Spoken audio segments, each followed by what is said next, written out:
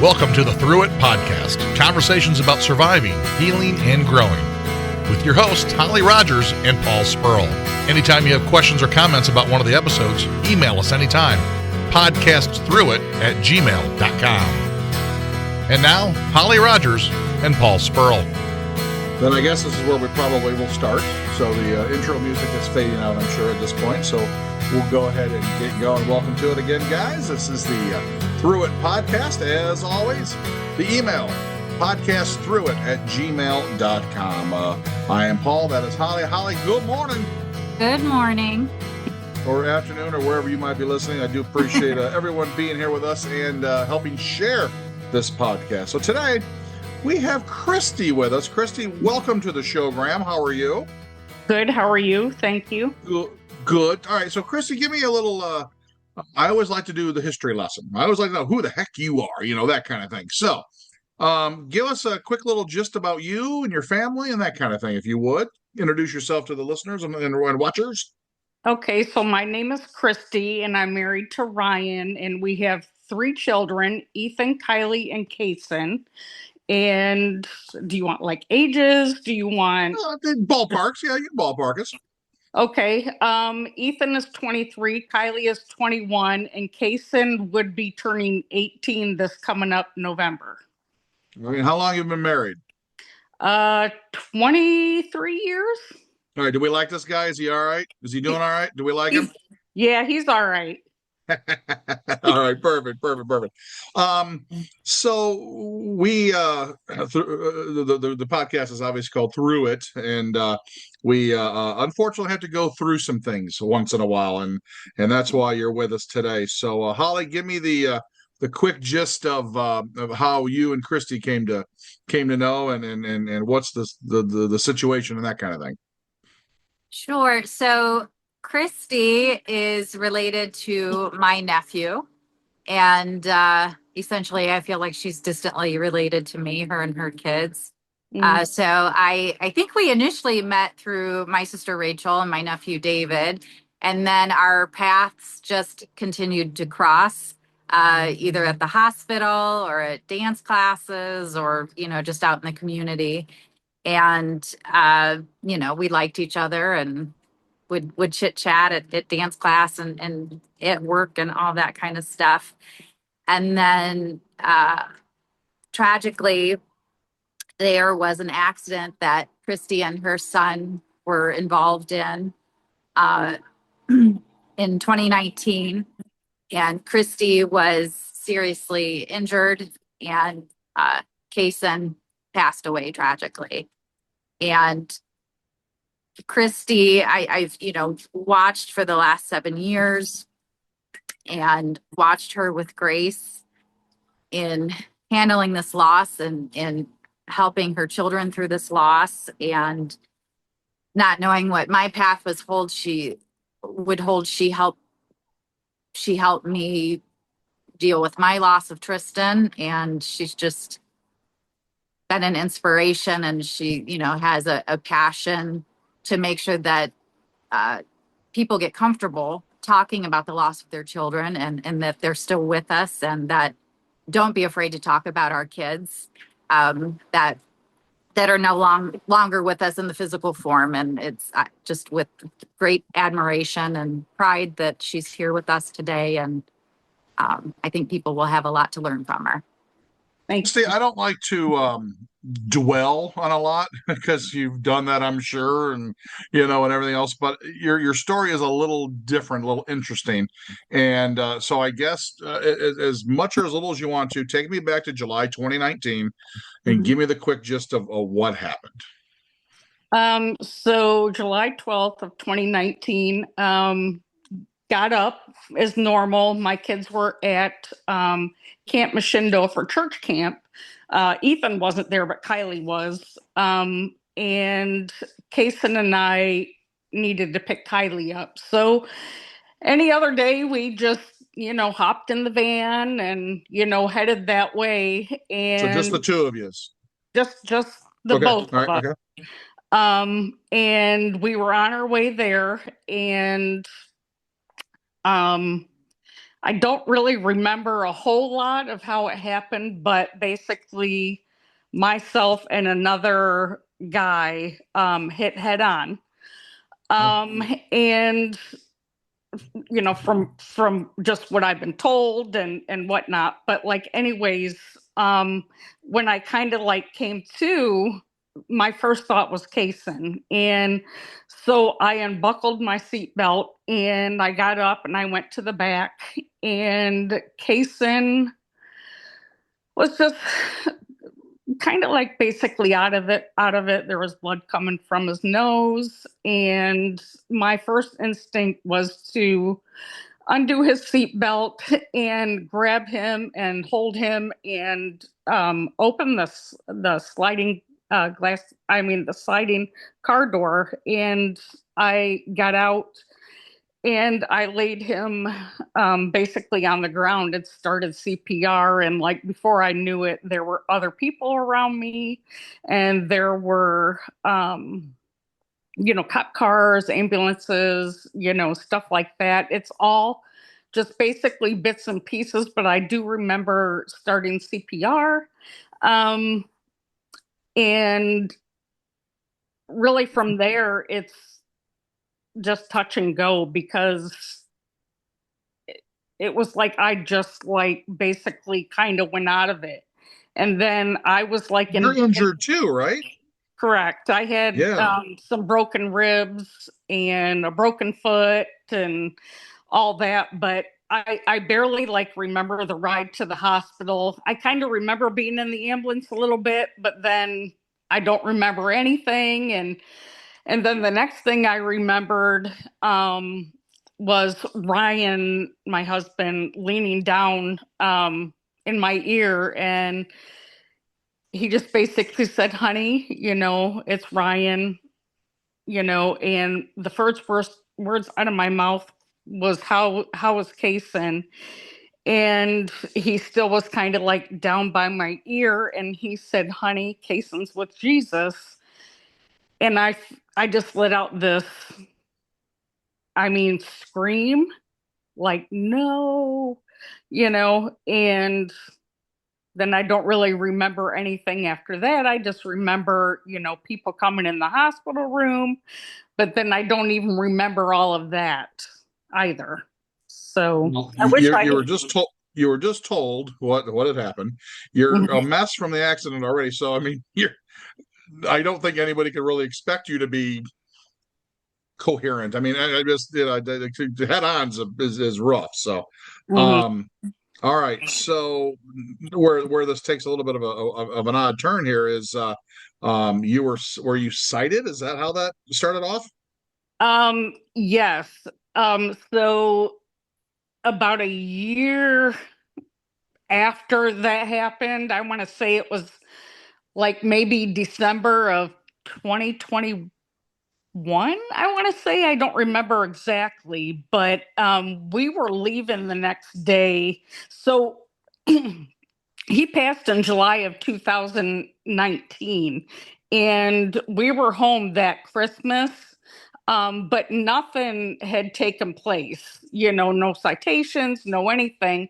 And then it was like the following December, I get a phone call, and it was from one of the cops that was out at the accident site. And he called me just kind of as a, hey, I'm letting you know there's a warrant out for your arrest. Basically I was cited, and like, I didn't know what to think, because we were leaving like the next day on an airplane to Texas. And it was like, okay, I got a warrant out for my arrest, but we're leaving tomorrow, and so like I called a bunch of people, called my husband, called a friend of mine whose son is a cop, and they were just, they couldn't believe it. Thought maybe it was some kind of, somebody was, I guess, trying to mess with me. And eventually we found out it was very real. They told me to go ahead and go, to Texas. We were going to visit family for Christmas, but take care of it when I got back. And they basically just said that I would be, paying a fine and, that was basically it. Well, when we took care of it, when I got back, it wasn't that. I had to see a judge that day, and they basically told me what was going on, and then I had to meet via Zoom probably 5 or 6 other times with a different judge, and then I had sentencing. This was probably 9 months after that initial, time that I was told of it. But basically, it was like, I want to say like a misdemeanor causing death. I can't remember exactly. My husband remembers a little bit more. It was All right, a long hold road. on. Let me interrupt you here because I want to be abundantly clear with this one. Mm-hmm. It was July 2019, the middle of the day. You were not drinking. You were not drugging. You were just taking the kid to go pick up another kid. You were just a typical. So nothing, nothing here says anything. It was literally an accident, the worst they could have, but it's an accident.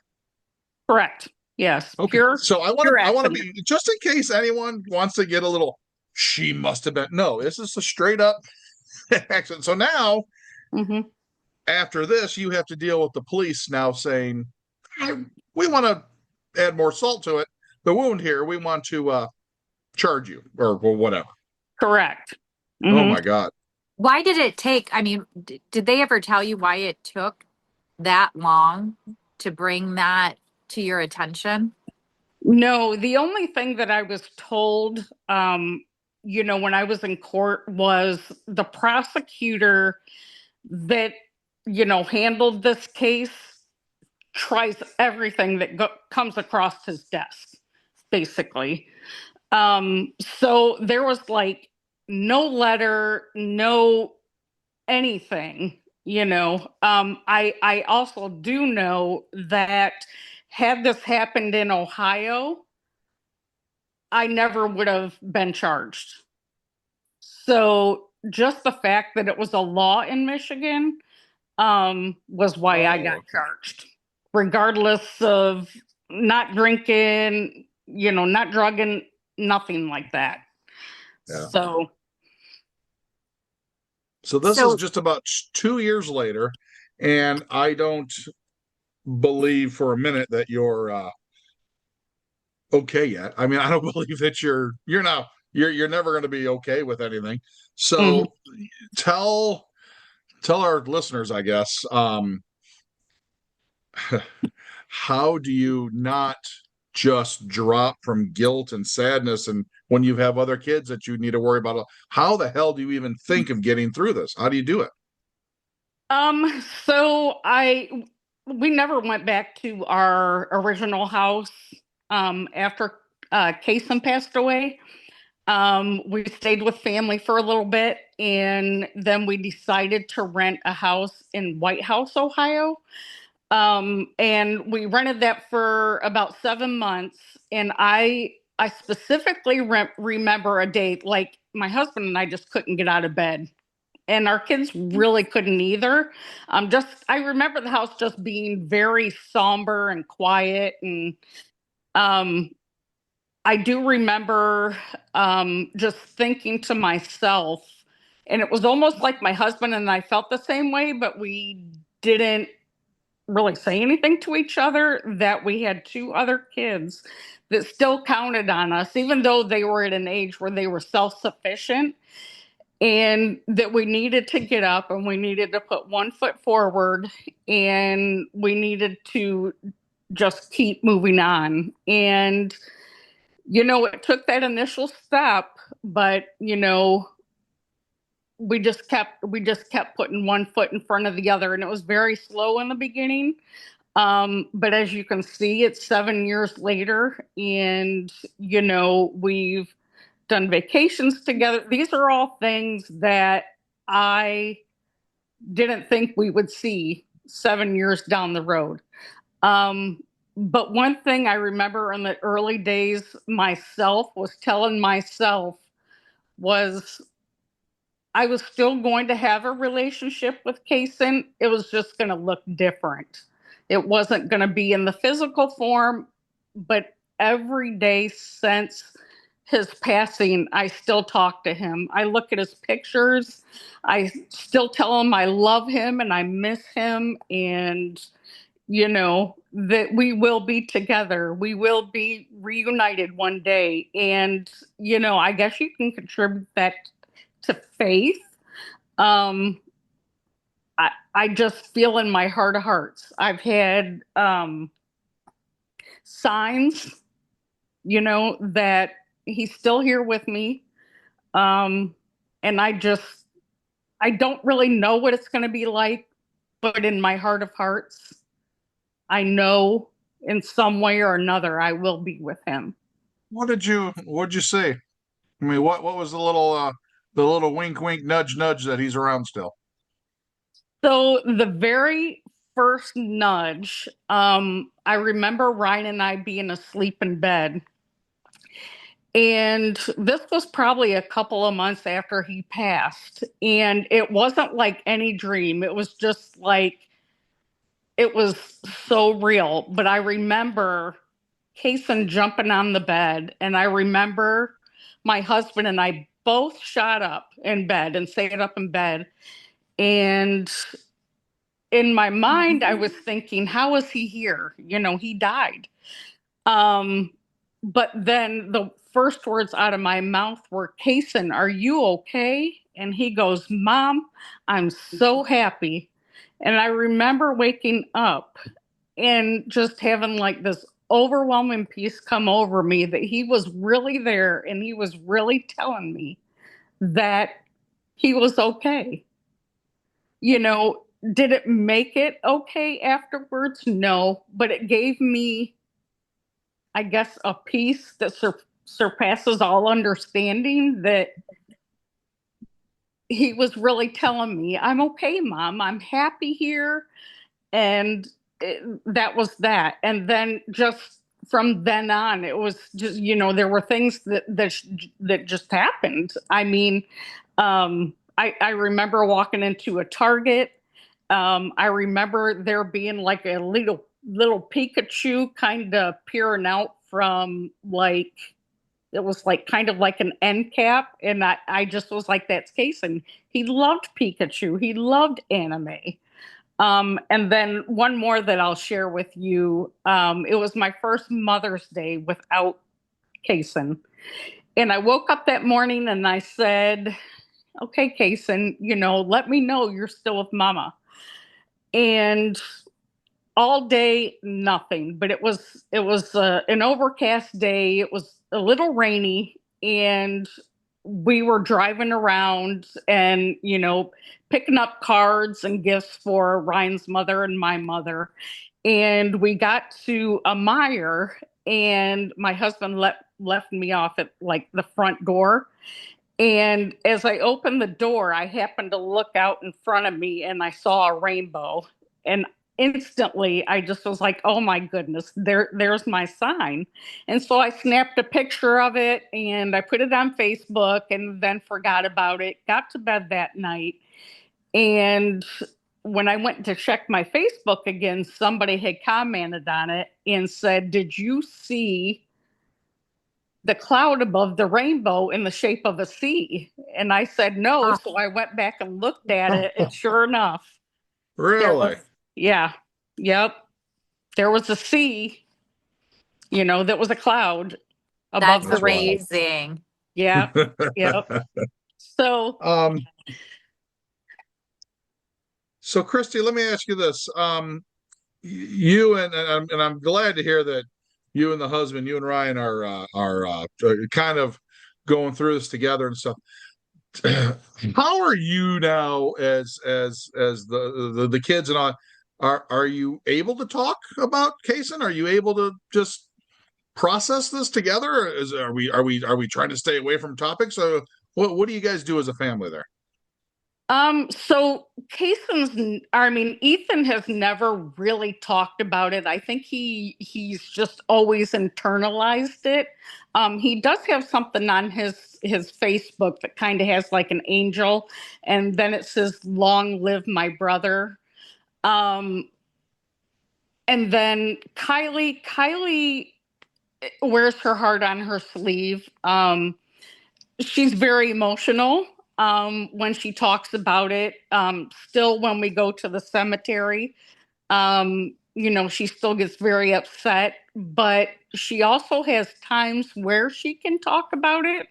Um, Mainly her and I can talk about it. If she's having a bad day, she'll come and get me, and we'll just kind of lay in her bed together, and I'll basically, just, I guess, tell her like where I'm coming from with the loss. But I feel like initially, after it happened, I feel like we all were in different places,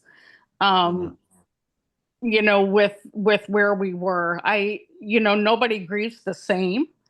And I felt like I needed to be respectful of that they were all in different places, and that I wasn't going to bring it up if I didn't feel like others were on board. I just basically just kind of had my own walk with it. But as a family, holidays, birthdays, we always go out to the cemetery. We always try to do something, in remembrance of him.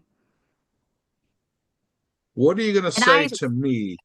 No, go ahead, Holly. Go ahead. No, I was just going to comment that something that I love, Kristie, that you do that's helped me is you always mention that you guys will always be a family of 5. Yes. Yep.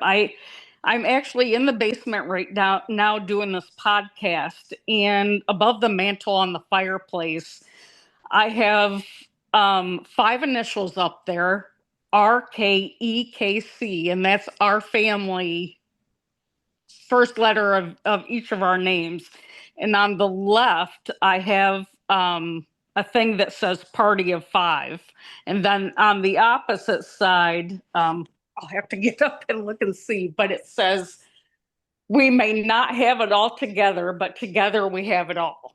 So yeah, there's little bits and pieces that I have in our home, or when we do like the kids' graduation parties, I always try to incorporate Casen in there during vacations, things where people may not necessarily know, but for me, he's always with us, and I always incorporate him in some way.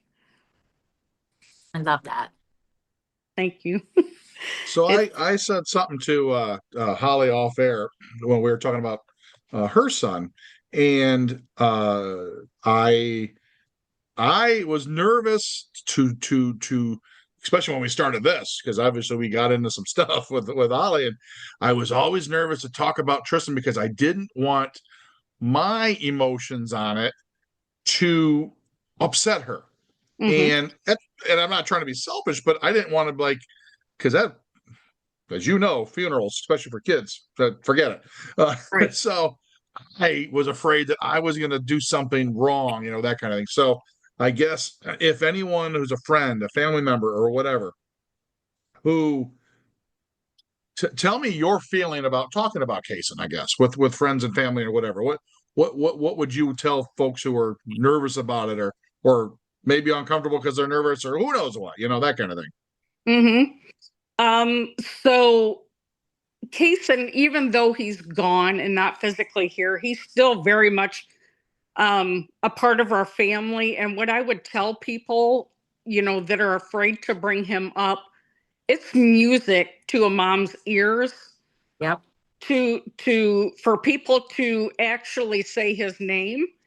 And it lets me know that he's not been forgotten. I've had teachers, I've had friends, I've had family send me pictures just out of the blue of pictures that they had of Casen that they may have forgotten about.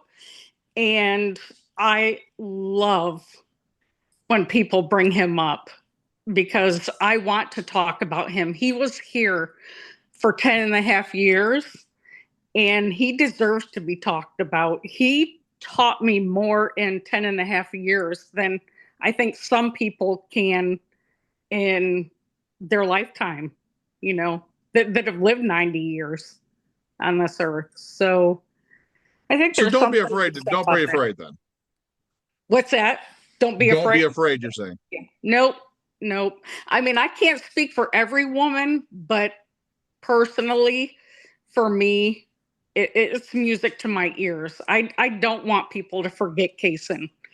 I don't want him to just be shoved under the rug. He was a person. He grew inside of me for 9 months. He deserves to be talked about. Holly, does that make sense? 100%. Because I'm not a mom, so I have to. I'm not Yeah. a mom. I have to go to you. So Well, I think mom or dad, we wake up every day and we know that we haven't forgotten that our child's not with us in physical form. So Right. to Kristie's point, it brings joy hearing stories, or receiving photos. I love hearing stories that I haven't heard before, about my son and how he's impacted, people. And don't be afraid because, we certainly haven't forgotten. Mm-mm. Not Kristie, at all. did anyone come to you? Did anybody come to you with a story that surprised you about Casen? Did anyone say something about, hey, this one time?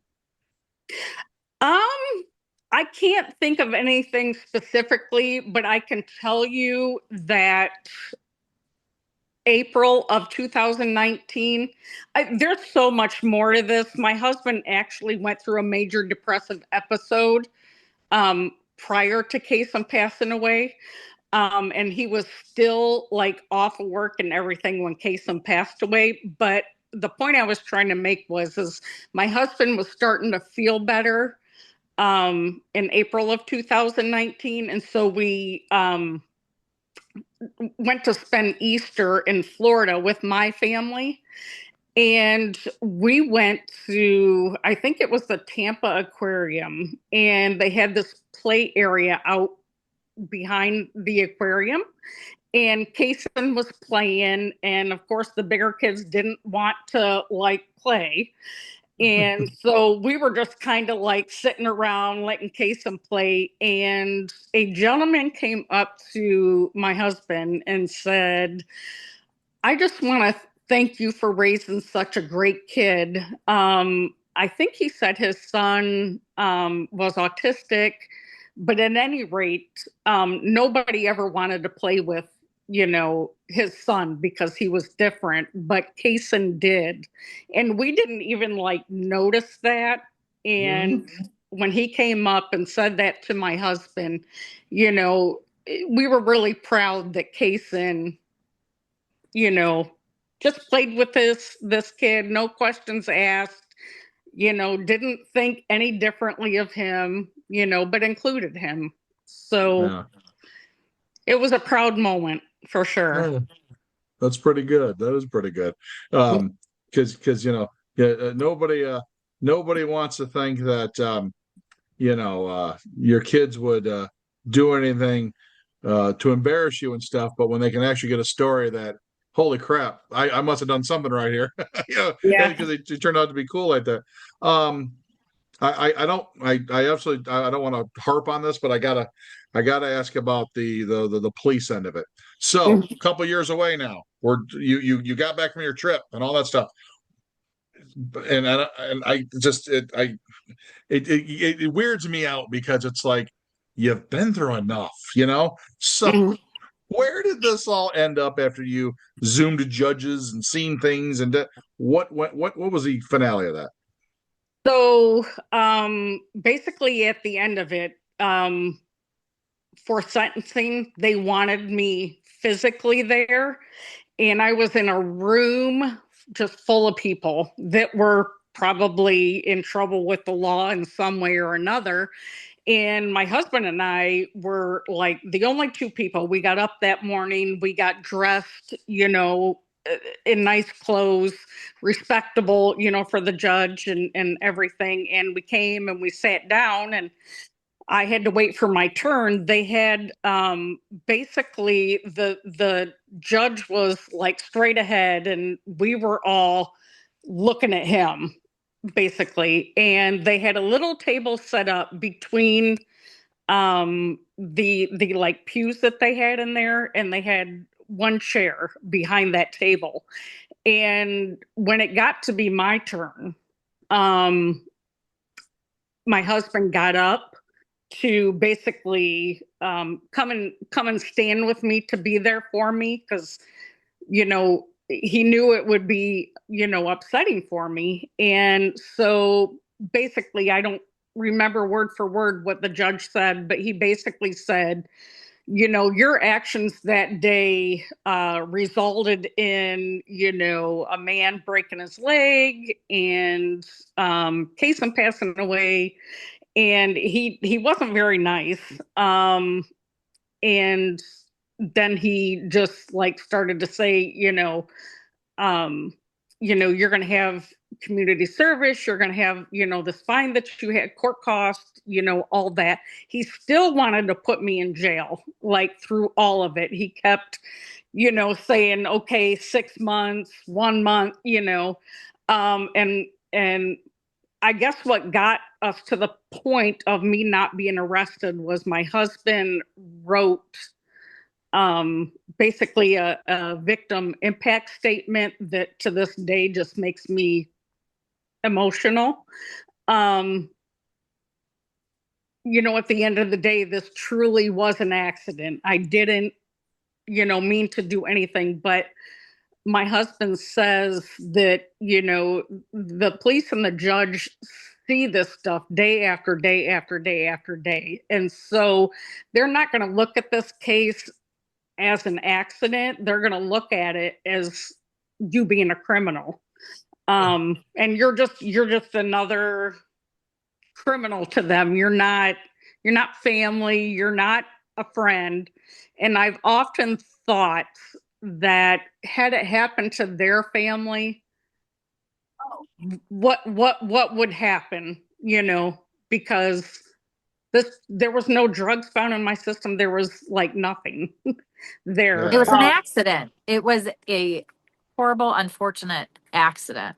And Yeah, I can't imagine what you've done to yourself already, what you've thought to yourself. Sure. I mean, Yes. let's be honest. So still to this day, yes. And there have been times throughout my life where I've like passed out, but then eventually like come to. And when I was in the hospital after the accident, they actually put a heart monitor inside my chest that basically sent, what was going on with my heart, I think for like 2 years after the accident. And they found out that I had like a right bundle branch Block. I don't know. It's just something that I don't know a lot of or about. But basically you do pass out with having, that particular thing wrong with your heart. So yeah. And that's why I wanted to earlier on. I wanted to make sure we were damn clear that not like you were cocktailing, nothing like this is something hell you didn't even know about. So I mean, yeah, Right. I never had to spend a day in jail. But I did have community service.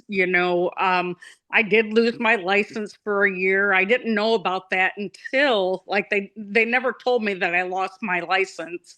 But when I went that November to renew my license, there was like a hold on it basically. And I had to find out about it from, going to, The BMV.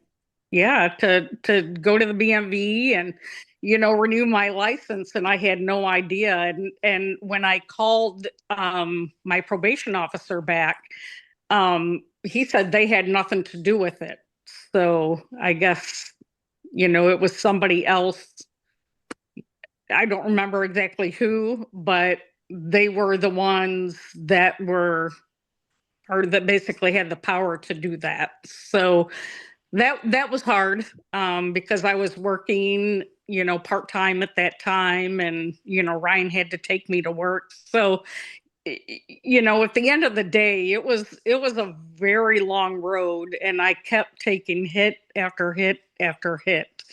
But one thing that I want to make like really clear is it's never about woe is me, because other people, I always look at it as other people go through much worse than what we've been Not through. sure though.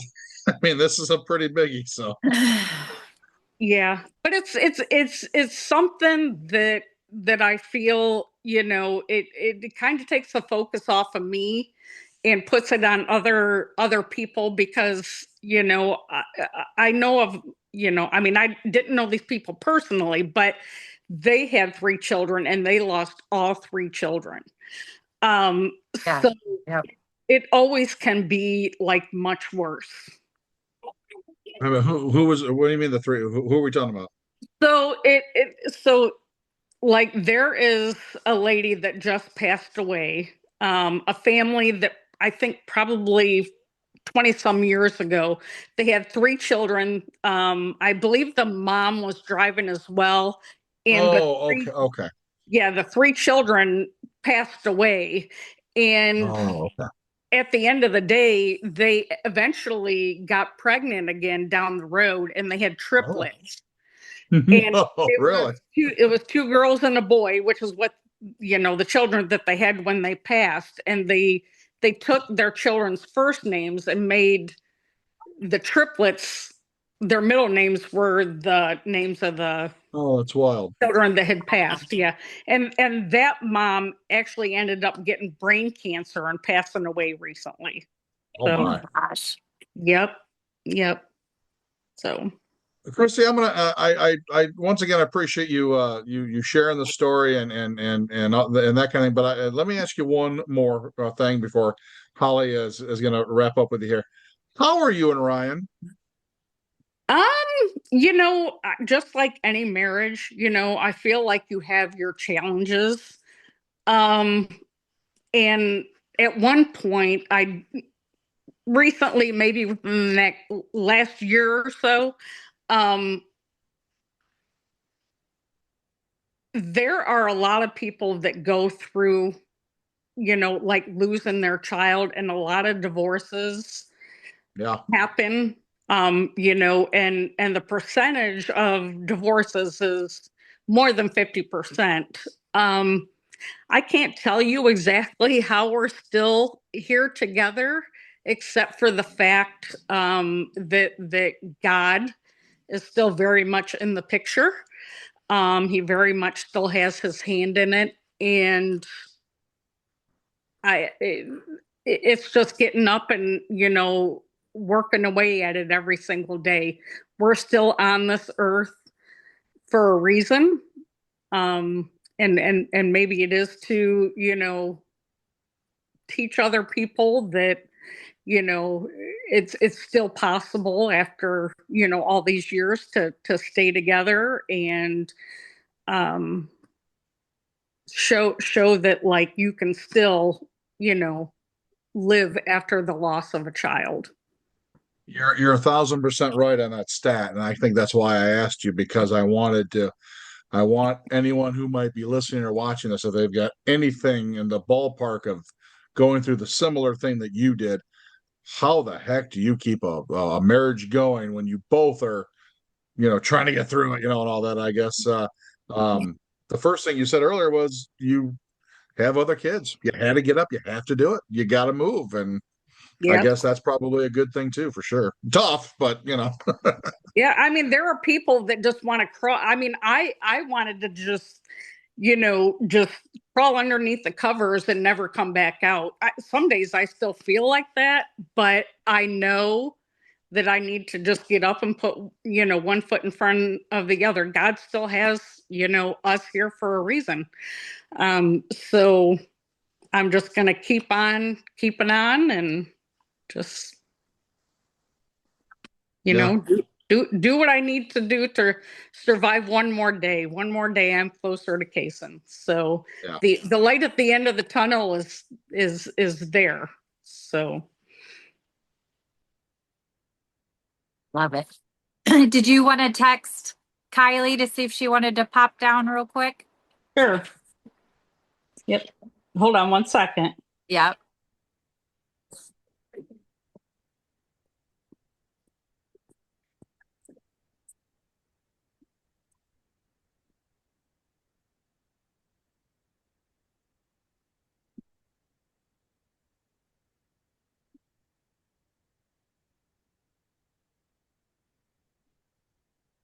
I hope you guys have this pause.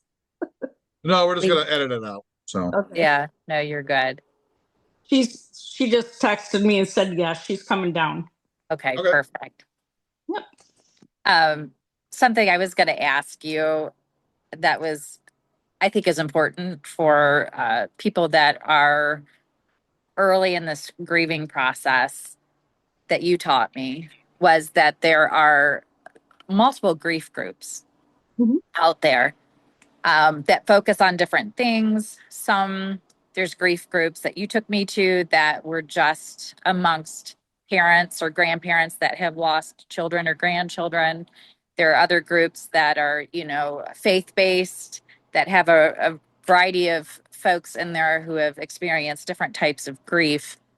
So I know that you had tried several groups before you settled on one that was, helpful for you. And I don't know if you want to talk about how you found these different groups and how that impacted you guys or yourself. Mm-hmm. Yeah, there were a couple of groups that, we initially joined. Good Grief was actually a pamphlet that they gave us, I believe, at the hospital. And, we just kind of left it laying on the table for a little while. So Good Grief only takes kids to a certain age. So Ethan and Kylie were close to the cutoff age, but they did get to go for a little bit. Um, a lot of kids in that group, they do something that is, I guess they do maybe some sort of craft or something, to kind of talk about things on their level. And I feel like my kids, you guys didn't really talk a lot, did you, in the Good Grief support group? Kylie. No. Hello. Hi, Kylie. Hello. No, not really. I don't know. When it first happened, it's just like you kind of are a little like standoffish, don't know really how to talk about it. So, but yeah. Yeah, I don't think they really got that much out of Good Grief. Probably where they got the most was my brother-in-law actually called around to, like psychiatrists and psychologists and things like that. And of course, a lot of those places are hard to get in, early. Usually they have kind of a wait list, but this particular one was able to take us pretty quickly. So I want to say probably maybe a month or so, a couple of months afterwards, we went as a family and talked. And then Ethan and Kylie they had their own psychologist to talk to. And that was probably the most helpful, I would say. hello, Kylie. Can you hear us okay? Yes. Yeah. Now I can. All right, cool. We're gonna finish. We got like 10 minutes left here, so I want to finish up with you here. We're winding down in this part of the show. It's always kind of one of those help teach the listeners and the watchers, I guess, how the hell did you get through it? You know what I'm saying? That kind of thing. So what advice do you give to a sibling? I mean, you're not a mom, but you're a sibling. So how the heck do you Is it going to counseling? Is it talking to the family? What do you do? How do you get through something like this? I think mainly for me, it would be definitely family because I feel like, I mean, you guys know, like you can lose like a sibling, but you and your family only know what that's like. Um, and I would just say, like, kind of looking at it as like, you were fortunate enough to spend, that many years with that, with that sibling or whoever, rather than to not have them at all. Um, and just the memories, the good memories, just very fortunate to have, the good memories with that person. Um, I grew up very fortunate. Like, we went on vacations every year and everything. And, we have a lot of memories to remember. So, I feel like that's what helps get me through. Obviously, it will never be, um, it will never be easy. Um, but that's what helps me get through, I would say, for the most part. But I obviously still have like my down times or where I just don't understand, but I think that's normal. Oh, So yeah. yeah, but yeah, I would So say definitely that. So how do you feel about because we asked mom there about some of us are nervous about bringing it up. We don't want to make anybody upset. Do you have a problem talking about Casen? um no, I don't. I think sometimes, I feel like for a situation like this where not everybody has experienced it, sometimes we will just like shy away from bringing it up because it's like, maybe not everybody, I mean, not even maybe, but not everybody can understand something like that. So sometimes you just are like, you don't want to talk about it because you don't want to make anybody feel like, weird or, um, and you definitely feel different from everybody else. Like that is one thing I will say is you feel like different from everybody else. So I will say that there is times where I feel like I won't bring it up, but I'm trying to be better about it. Yeah, I'm not like ashamed to like bring it up. It's definitely made me like the person like I am today. It's kind of who I am in a way. So, but sure. I think as time, has gone by, like I think it's gotten better. But no, there definitely is times where like I wouldn't bring it up. So, but yeah, Well, better I now. guess it depends on the mood, doesn't it? I mean, Yeah, yeah, like yeah, the vibes, I guess. Well, Yeah. holidays and stuff like that are Right. hard. Yeah, just like I don't know, it's just like a mixture of like in between. Sometimes you're just like, oh, like, feel like you can talk about it. Other times you're just like, no, like I don't want to dwell on Yep. it for too long because then I'm just gonna get upset and yeah. yeah, it's a very bipolar feeling. So Well, I guess that's probably a very yeah. good way to put it. It makes sense, and you got to go through it to understand it, and that's nice. Yeah. It's good to both of you Yeah. to want to talk about it because um, I know maybe that makes more sense now that it's and Holly said the same thing that yeah, man, let's talk. I want to hear about I want to know what you're and that kind of thing. So, but Yeah. I just had this weird thing early on, especially with Holly, and I just didn't want to upset her, but she said Yeah. talk, let's do it. So Yeah. Holly, is that about right? Yeah, that's spot on. And Kylie, girl, you are wise beyond your years. I think you expressed that Thank you. perfectly. So I appreciate you coming on. That's very brave. It's hard to talk about. And I don't Yeah. think it matters how many years, and I know you and your brother were besties. So you undoubtedly, when people listen to this, have made an impact. So I appreciate you Thank you. coming Yeah, on I in. think I think it's you just want people to know that like that are experiencing the same thing that you will feel alone, but you actually aren't alone. Like there unfortunately there is a lot of people that experience something like this who just might not be, around them all the time. You know what I'm Right. saying? Like I mean like with you guys and everything like that, like, it's so unexpected, but I think to talk to people that have been through the same thing definitely helps out a lot because you don't feel so alone. um Yeah. but yeah, that's just don't want anybody to ever feel like, you're the only one feeling that. So, but yeah. Yeah. This last question is for both of you, Kristie and Kylie. Are you taking questions? Yeah. Yeah. Okay. Because what we do at the end, we remind everybody that our email address, podcastthroughit@gmail.com. If you have any questions for either one of them, as a mom, as a sibling, as whoever, and maybe you got questions on how to get through it, shoot us off an email and we will forward it off to you guys. And if you have time, we'd love for you to, I guess, help it along too, if you wouldn't mind. Sure. Yes. Absolutely. All right, cool. So yeah, anybody got any questions about anything? It's podcastthroughit@gmail.com.